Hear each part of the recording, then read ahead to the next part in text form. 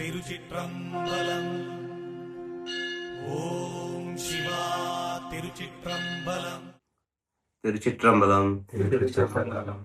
குருவே சரணம். குருவே சரணம். நம சிவாய். நம சிவாய். நம ಶಿವಾಯ್. நம ಶಿವಾய். ನಮ ಶಿವಾಯ್. நம ಶಿವಾய்.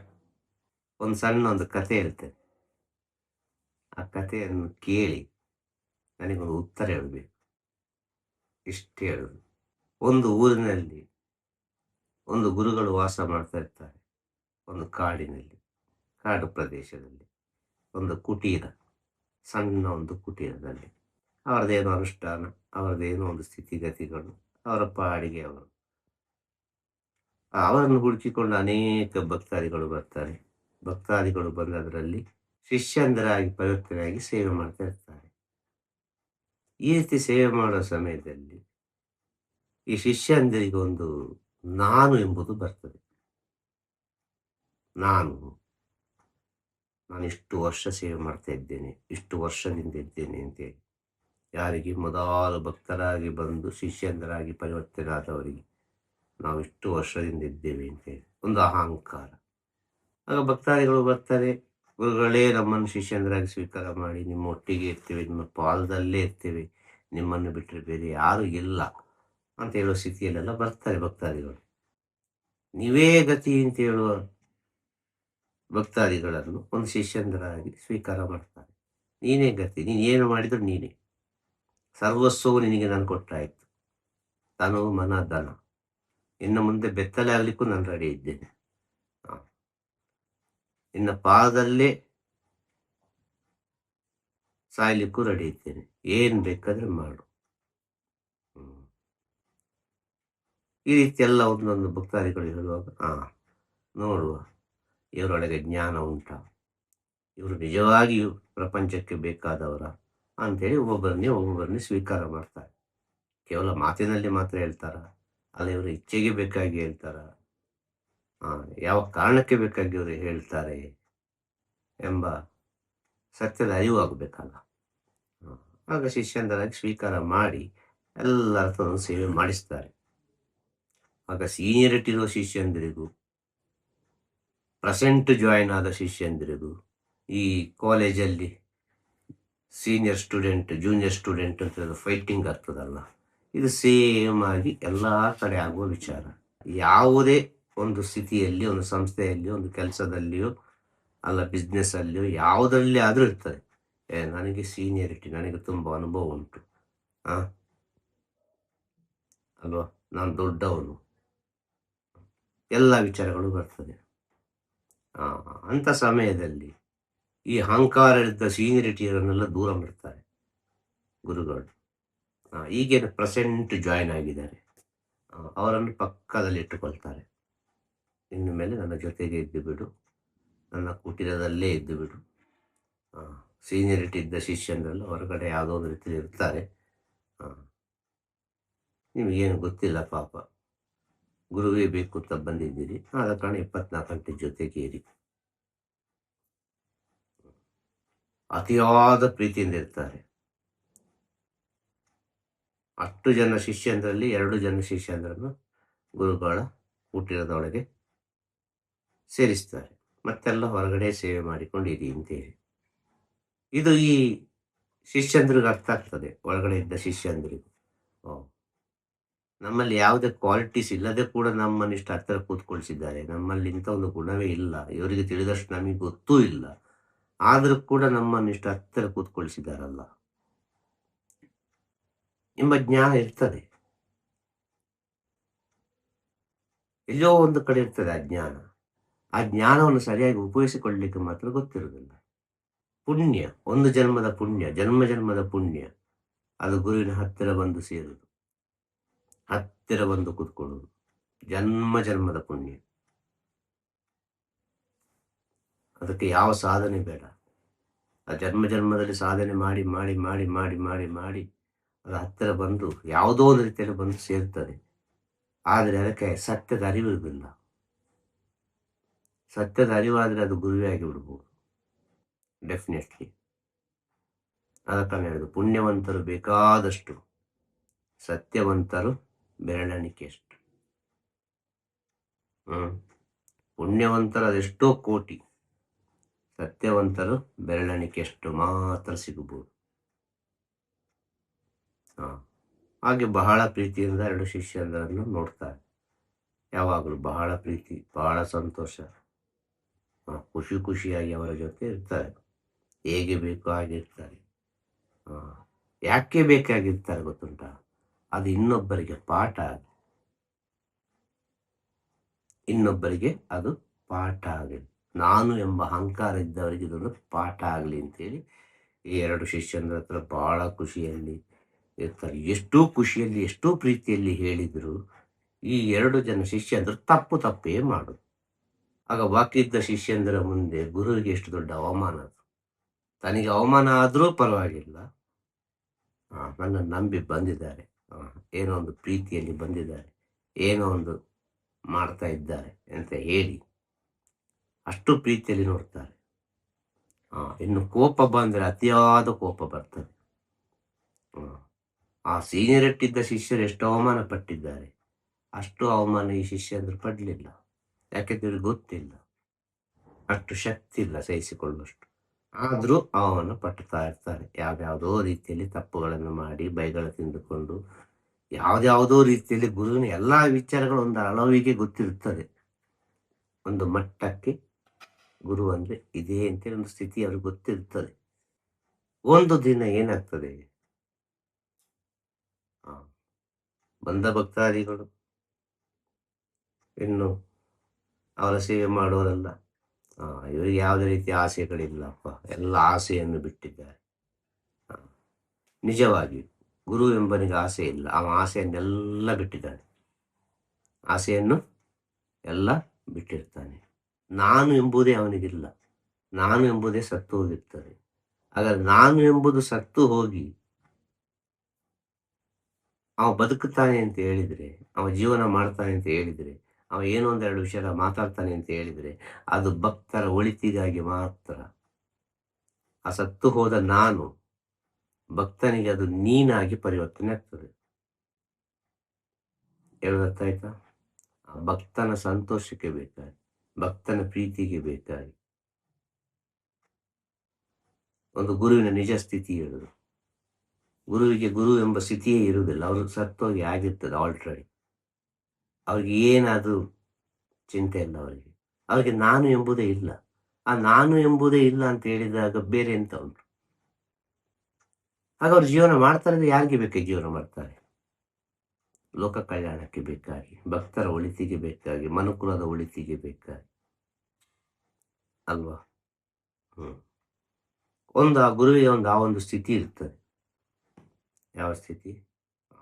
ಅವರಿಗೆ ಏನು ಆಸೆ ಆಕಾಂಕ್ಷೆಗಳಿಲ್ಲ, ಅವರೆಲ್ಲವನ್ನು ಬಿಟ್ಟಿದ್ದಾರೆ, ಎಲ್ಲವನ್ನೂ ತ್ಯಾಗ ಮಾಡಿದ್ದಾರೆ. ಅಂತ ಪರಮಶ್ರೇಷ್ಠ ಸ್ಥಿತಿಯಲ್ಲಿರುವ ಗುರು ಅಂತೇಳಿ ಎಲ್ಲ ಭಕ್ತಾದಿಗಳೆಲ್ಲ ಒಂದು ತೀರ್ಮಾನ ಮಾಡಿರ್ತಾರೆ. ಎಲ್ಲರೂ ಒಂದು ಅವರವರ ಮನಸ್ಸಿನಲ್ಲಿ ನೆನೆಸಿರ್ತಾರೆ. ಆಗ ಒಂದು ದಿನ ಏನಾಗ್ತದೆ ಅಂತ ಹೇಳಿದ್ರೆ, ಅವರು ಕುಟೀರದಿಂದ ಹೊರಗೆ ಬರ್ತಾರೆ.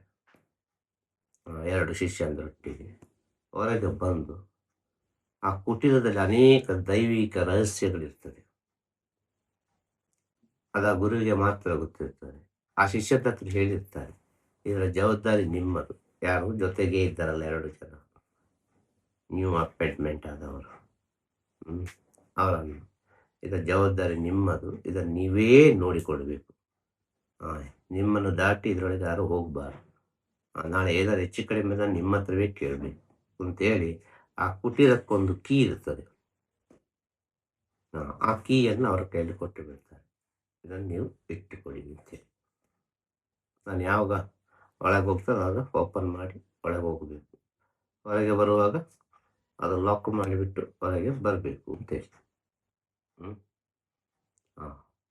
ಒಂದು ದಿನ ಯಾವಾಗ ಹೀಗೆ ಹೋಗ್ತಾ ಇರ್ತದೆ. ಒಂದು ದಿನ ಈ ಕುಟೀರದ ಕೀ ಲಾಕ್ ಈ ಭಕ್ತರುಗಳ, ಈ ಶಿಷ್ಯಂದರ ಅಜ್ಞಾನದಿಂದ ಅದು ಎಲ್ಲಿಯೋ ತಪ್ಪಿ ಹೋಗ್ತದೆ. ಒಂದು ವೈಕುಂಠದ ಕೀ ಅಂತ ಇಟ್ಟುಕೊಳ್ಳುವ, ಒಂದು ಜ್ಞಾನಿ ಇರ್ತಾರೆ, ಯೋಗಿಗಳು, ಋಷಿಮುನಿಗಳು. ಅವರು ಬೇಕಾದಾಗ ಬೇಕಾದ ಕಡೆ ಹೋಗ್ತಾರೆ ಅಂತೇಳಿ ಅವರದ್ದು ಕೀ ಇದೆ, ಅದಕ್ಕೊಂದು ಪಾಸ್ವರ್ಡ್ ಇದೆ. ಆ ಪಾಸ್ವರ್ಡ್ ಅವರಿಗೆ ಮಾತ್ರ ಗೊತ್ತಿರ್ತದೆ. ಆ ಪಾಸ್ವರ್ಡ್ ಓಪನ್ ಮಾಡ್ತಾರೆ, ಹೋಗ್ತಾರೆ, ಬರ್ತಾರೆ. ಈ ಸತ್ಯ ವಿಷಯ. ಹಾಂ, ಈ ಕೀಯ ಮಹತ್ವ ಹೇಳೋದು. ಹಾಂ, ಆ ಶಿಷ್ಯರಿಗೆ ಗೊತ್ತೇ ಇಲ್ಲ ಅದೇನೇ ಅಂತ, ಒಂದು ಕೀ ಅಷ್ಟೇ. ಹಾಂ, ಈ ಕೀ ಮಿಸ್ ಆಯಿತು. ಭಕ್ತರುಗಳು ತುಂಬಿದ್ದಾರೆ. ಗುರುಗಳು ಭಕ್ತರೆಲ್ಲ ದರ್ಶನ ಎಲ್ಲ ಮಾಡಿ, ಭಕ್ತರಿಗೆಲ್ಲ ಒಳ್ಳೆ ಹಿತ ನುಡಿಯನ್ನು ಆಶೀರ್ವಾದವೆಲ್ಲ ಮಾಡಿ ಇನ್ನೇನು ಕುಟೀರಕ್ಕೆ ತೆರಳುವ ಅಂತ ಹೇಳುವಾಗ ಕೀ ಕಾಣೋದಿಲ್ಲ ಅಂತ. ತುಂಬಿದ ಸಭೆಯಲ್ಲಿ ಆ ಭಕ್ತರ ಮುಂದೆ ಆ 2 ಶಿಷ್ಯಂದರಿಗೆ ಅವಮಾನ ಮಾಡಿಬಿಡ್ತಾರೆ. ಒಂದು ಕೀಗೆ ಬೇಕಾಗಿ ಇಷ್ಟು ಮಾತಾಡೋದು ಸರಿಯಾ ಅಂತೇಳಿ ಅಲ್ಲಿ ತುಂಬಿದ ಭಕ್ತಾದಿಗಳು ಮಾತಾಡ್ತಾರೆ. ಇವರೆಲ್ಲ ಆಸೆ ಬಿಟ್ಟವರಂತೆ, ಇವರಿಗೆ ಏನೂ ಬೇಡ ಅಂತೆ. ಒಂದು ಕೀ ಬಗ್ಗೆ ಇವರು ಇಷ್ಟೊಂದು ಟೆನ್ಷನ್ ಮಾಡ್ತಾರಲ್ಲ, ನಮಗೆ ಅವಮಾನ ಮಾಡಿದ್ರಲ್ಲ ಇಷ್ಟು ಜನರ ಮುಂದೆ ಅಂತೇಳಿ ಆ 2 ಶಿಷ್ಯಂದ್ರಿಗೆ, ಅಲ್ಲಿರುವ ಭಕ್ತಾದಿಗಳಿಗೆ ಎಲ್ಲರಿಗೂ ಒಂದು ವಿಷಯ ಬರ್ತದೆ. ಸೀನಿಯರಿಟಿ ಇದ್ದ ಶಿಷ್ಯಂದ್ರಿಗೆ ಖುಷಿ ಆಗ್ತದೆ, ಸಂತೋಷ ಆಗ್ತದೆ. ಇನ್ನೂ ಅವಮಾನ ಪಡಬೇಕಿದ್ದು ಅಂತೇಳಿ. ನಮ್ಮನ್ನು ಹೊರಗೆ ಹಾಕಿದ್ರಲ್ಲ, ಈಗ ಇವರು ಏನು ಮಾಡ್ತಾ ಇದ್ದಾರೆ, ಯಾವ ರೀತಿ ನೋಡಿಕೊಳ್ತಾ ಇದ್ದಾರೆ. ಯಾಕೆ ಹೊರಗೆ ಹಾಕಿದ್ರು? ನಾನು ಎಂಬ ಅಹಂಕಾರಕ್ಕೆ ಬೇಕಾದ್ರೆ. ಈ ನಾನು ಎಂಬ ಅಹಂಕಾರವನ್ನು ಅಳಿಸಬೇಕು ಅಂತ ಹೇಳಿದರೆ ಗುರು ಆದವರು ಎಷ್ಟು ಕಷ್ಟಪಡಬೇಕು ತುಂಟ, ಅವ್ರು ಎಷ್ಟು ಕೆಳಗಿಳಿಬೇಕು ತುಂಟ. ಇದು ಶಿಷ್ಯನಿಗೆ ಅರ್ಥ ಆಗ್ತದ? ಯಾರಿಗಾದ್ರೂ ಅರ್ಥ ಆಗ್ತದ? ಒಂದು ಭಕ್ತನಿಗೆ ಅರ್ಥ ಆಗ್ತದ? ಒಂದು ವಿಷಯವನ್ನು ತಿದ್ದಬೇಕಾದ್ರೆ ಎಷ್ಟು ಶ್ರಮ ಉಂಟು, ಅದರೊಳಗೆ ಎಷ್ಟು ಕಷ್ಟ ಉಂಟು ಅಂತೇಳಿ. ಒಂದು ಆರ್ಡಿನರಿ ವರ್ಷ ಬರೆಯುವ ಎಕ್ಸಾಮಿಗೆ ಮನುಷ್ಯ ಎಷ್ಟು ತಲೆಬಿಸಿ ಮಾಡುವಾಗ ಜೀವನ ಎಂಬ ವಿಷಯಕ್ಕೆ ಎಷ್ಟು ತಲೆಬಿಸಿ ಮಾಡಬೇಕು ಆ ಮಾಸ್ಟ್ರು. ಒಂದು ಸ್ಟೂಡೆಂಟನ್ನು ಪಾಸ್ ಮಾಡಬೇಕು ಅಂತ ಹೇಳಿ ಒಂದು ಮಾಸ್ಟರ್ ಎಷ್ಟು ತಲೆಬಿಸಿ ಮಾಡ್ತಾರೆ ಗೊತ್ತುಂಟ? ಹೇಗಾದ್ರೂ ಮಾಡಿ ಹುಡುಗರನ್ನು ಪಾಸ್ ಮಾಡಿಬಿಡ್ಬೇಕಪ್ಪ ಅಂತೇಳಿ. ಆ ಹುಡುಗನಿಗೆ ಗೊತ್ತಾಗ್ತದ? ಆ ವಿದ್ಯಾರ್ಥಿ ಗೊತ್ತಾಗ್ತದ?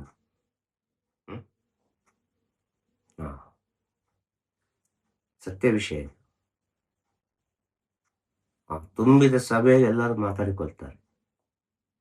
ಅದರಲ್ಲಿ ಒಬ್ಬ ಎದ್ದು ಕೇಳ್ತಾರೆ, ಗುರುಗಳೇ, ನೀವೆಲ್ಲ ಆಸೆ ಬಿಟ್ಟವರು, ನೀವೊಂದು ಕೀಗೆ ಬೇಕಾಗಿ ಇಷ್ಟೆಲ್ಲ ಮಾತಾಡ್ತಾ ಇದ್ದೀರಲ್ಲ, ಏನಾಯ್ತು ಇದರಲ್ಲಿ? ನಾನು ಎಂಬುದು ಇಲ್ಲ ಅಂತ ಹೇಳ್ತೀರಿ. ಎಲ್ಲವೂ ಸತ್ಯವೇ. ನಾನು ಎಂಬುದು ನನಗಿಲ್ಲ, ಖಂಡಿತವಾಗಿಲ್ಲ. ನಿನ್ನ ಒಳಗೆ ಗುರು ಎಂಬುದು ಎಷ್ಟು ಉಂಟು ಅಂತೇಳಿ ಗೊತ್ತಾಗಬೇಕಲ್ಲ. ನಿನ್ನ ಒಳಗೆ ಗುರು ಎಂಬುದು ಎಷ್ಟರ ಮಟ್ಟಿಗೆ ನೀನು ಇಟ್ಟುಕೊಂಡಿದೆ ಗುರುವನ್ನು ಅಂತರಾತ್ಮದಲ್ಲಿ. ಆ ಗುರುವನ್ನು ನೀನು ಅಂತರಾತ್ಮದಲ್ಲಿ ಇಟ್ಟುಕೊಂಡ್ರೆ ಆ ಗುರುವಿನ ಜವಾಬ್ದಾರಿ ಎಲ್ಲ ಇರುವಲ್ಲಿವರೆಗೆ ನಿನಗೆ ನಿದ್ರೆ ಬರ್ಬೋದಾ? ನಿನಗೆ ಅಜ್ಞಾನ ಕವಿಬೋದಾ? ಆಗ ನಿನಗೆ ಎಷ್ಟು ವಿಚಾರ, ನಿನ್ನ ಒಳಗೆ ಕಲ್ಮಶಗಳು, ನಿನ್ನೊಳಗೆ ಮಾಯೆಗಳಿರುವ ಕಾರಣ ಗುರು ಕೊಟ್ಟ ಜವಾಬ್ದಾರಿ ನಿನ್ನ ಕೈಯಿಂದ ತಪ್ಪಿ ಹೋಯ್ತು. ನಿನಗೆ ಮಾಯೆ ಅರಿವಿರುವ ಕಾರಣದಾನೆ, ನಿನ್ನ ತಲೆ ಒಳಗೆ 1000 ವಿಚಾರ ಇರುವ ಕಾರಣದಾನೆ, ನಿನ್ನ ಮನಸ್ಸು ಆ ಕಡೆ ಈ ಕಡೆ ಓಡುವ ಕಾರಣದಾನೆ. ನಿನ್ನ ಮನಸ್ಸು ಗುರುವಿನ ಹತ್ರ ಇರ್ತಿದ್ರೆ ಅಕ್ಕಿ ಕಳೆದೋಗ್ತಿತ್ತ? ಇಲ್ಲಿ ಯಾರಿಗೆ ನಾನು ಎಂಬುದಿರುವುದು? ಇಲ್ಲಿ ಯಾರಿಗೆ ವಿಷಯ ಸುಖ ಇರುವುದು? ಕೋಪ ಯಾಕೆ ಬಂತು? ಆಗೆಲ್ಲರಿಗೂ ಅರ್ಥ ಆಗ್ತದೆ, ಓಹೋ ಎಷ್ಟು ಸತ್ಯ ವಿಚಾರ. ಅಷ್ಟು ವರ್ಷ ಹಗಲು ರಾತ್ರಿ ಸೇವೆ ಮಾಡಿದ ಭಕ್ತರನ್ನೇ ಬಿಡುವುದಿಲ್ಲ ಇವರು. ತಪ್ಪು ಅದೇ ತಪ್ಪೆ ಪಟ್ಟ ಅಂತ ಹೇಳಿ ಬಿಡ್ತಾರೆ. ಈ ಕ್ಷಣ ಹೋದ್ರೂ ಪರವಾಗಿಲ್ಲ, ಅಲ್ವಾ? ದಯದಾಕ್ಷಿಣ್ಯ ಇಲ್ಲ. ಅಯ್ಯೋ ಹರ್ಟ್ ಆಯ್ತಾ, ಇಷ್ಟು ವರ್ಷ ಹಗಲು ರಾತ್ರಿ ನನಗೆ ಬೇಕಾಗಿ ಸೇವೆ ಮಾಡಿದ್ದಾರೆ, ನನಗೆ ಬೇಕಾಗಿ ಇಷ್ಟು ಕಾಣಿಕೆ ಕೊಟ್ಟಿದ್ದಾರೆ, ನನ್ನನ್ನು ಇಷ್ಟು ಪ್ರೀತಿಯಿಂದ ನೋಡಿಕೊಂಡಿದ್ದಾರೆ, ಪರವಾಗಿಲ್ಲ, ಕ್ಷಮಿಸಿ ಬಿಟ್ಟು ಬಿಡುವ ಅಂತ ಹೇಳಿದರೆ ಅದು ಗುರುವಿನ ಸ್ಥಿತಿ ಅಲ್ಲ. ಡೆಫಿನೆಟ್ ಅದು ಗುರುವಿನ ಸ್ಥಿತಿ ಅಲ್ಲ. ಎಷ್ಟೇ ಕ್ಲೋಸ್ ಇರಲಿ, ತಪ್ಪು ಅಂತ ಆಯ್ತಾ ಅವರು ಹೇಳೇ ಹೇಳ್ತಾರೆ. ಅವರಿಂದ ಒಂದು ತಪ್ಪಾಯ್ತಾ ಅವರು ಕ್ಷಮೆ ಕೀಳೇ ಕೇಳ್ತಾರೆ, ನಂದು ತಪ್ಪಾಯ್ತು ಅಂತೇಳಿ. ಇದು ಗುರುವಿನ ಸ್ಥಿತಿ. ಎರಡು ಸೈಡ್. ಗುರು ತಪ್ಪು ಮಾಡಲಿಕ್ಕೆ ಸಾಧ್ಯನೇ ಇಲ್ಲ. ತಪ್ಪು ಮಾಡೋನು ಗುರು ಆಗುವುದೂ ಇಲ್ಲ. ಅವ ಏನು ಮಾಡುದು ಅದಕ್ಕೊಂದು ಕಾರಣ ಇರ್ತದೆ. ಒಬ್ಬರನ್ನು ಪರೀಕ್ಷೆ ಮಾಡೋದಕ್ಕೂ ಕಾರಣ ಇರ್ತದೆ, ಒಬ್ಬರಿಗೆ ಬೈಲಿಕ್ಕೂ ಕಾರಣ ಇರ್ತದೆ, ಎಲ್ಲದಕ್ಕೂ ಕಾರಣ ಇರ್ತದೆ. ನೀವು ಕೇವಲ ಗುರುವಿನ ರೂಪವನ್ನು ಮಾತ್ರ ನೀವು ಫೋಕಸ್ ಮಾಡ್ತೀರಿ. ಸೊ ಗುರು ಹೇಳಿದ ಮಾತನ್ನು, ಗುರು ಹೇಳಿದ ತತ್ವವನ್ನು, ಗುರು ಹೇಳಿದ ಸತ್ಯವನ್ನು ನೀವು ಪಾಲಿಸುವುದಿಲ್ಲ. ಗುರು ಕೊಟ್ಟದ್ದನ್ನು ನೀವು ಹಿಡಿದುಕೊಳ್ಳುವುದಿಲ್ಲ. ಈ ಸತ್ಯದ ಅರಿವಾಗಲಿಕ್ಕೆ ಬೇಕಾಗಿ ಆ ಒಂದು ಕೀಯ ವಿಚಾರವನ್ನು ಇಟ್ಟುಕೊಂಡು ಆ ಭಕ್ತರಿಗೆ, ಆ ಶಿಷ್ಯಂದರಿಗೆ ಎಲ್ಲರಿಗೊಂದು ಉಪದೇಶ ಮಾಡಿಬಿಡ್ತಾರೆ. ಅದು ಗುರುವಿನ ಕೋಪದಲ್ಲಿ ಎಷ್ಟು ಸತ್ಯ ಉಂಟು ಅಂತ ಹೇಳಿ, ಗುರುವಿನ ಕೋಪದಲ್ಲಿ ಎಷ್ಟು ನೀನು ಮುಂದೆ ಹೋಗಬಹುದು. ಆಸೆ ಹಿಡಿದ ಮನುಷ್ಯನ ಕೋಪದಲ್ಲಿ ಅನೇಕ ರೀತಿಯ ವಿಚಾರಗಳು ಸೃಷ್ಟಿಯಾಗಬಹುದು, ಅನೇಕ ದ್ವೇಷಗಳು ಸೃಷ್ಟಿಯಾಗಬಹುದು, ಅನೇಕ ಮತ್ಸರಗಳು ಸೃಷ್ಟಿಯಾಗಬಹುದು. ಗುರುವಿನ ಕೋಪದಲ್ಲಿ ಅಲ್ಲಿ ಸ್ವಾರ್ಥವೇ ಇಲ್ಲ. ಅದು ನಿನ್ನ ಏಳಿಗೆಗೆ ಬೇಕಾಗಿ ಬಂದ ಕೋಪ.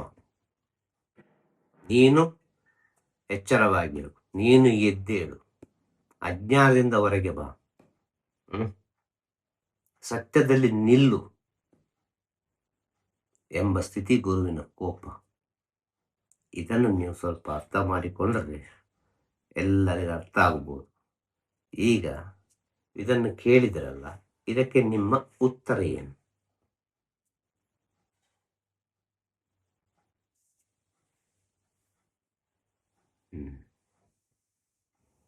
ಅವರವರ ಅಂತರಾತ್ಮ ತಿಳಿದುಕೊಳ್ಳಿ ಸತ್ಯವನ್ನು ಏನು ಅಂತೇಳಿ. ತಿರುಚಿಟ್ರಂಬಲಂ. ತಿರುಚಿಟ್ರಂಬಲಂ. ಗುರುವೇ ಶರಣ. ಗುರುವೇ ಶರಣ. ನಮಃ ಶಿವಾಯ. ನಮಃ ಶಿವಾಯ. ನಮಃ ಶಿವಾಯ. ನಮಃ ಶಿವಾಯ. ನಮಃ ಶಿವಾಯ. ನಮಃ ಶಿವಾಯ.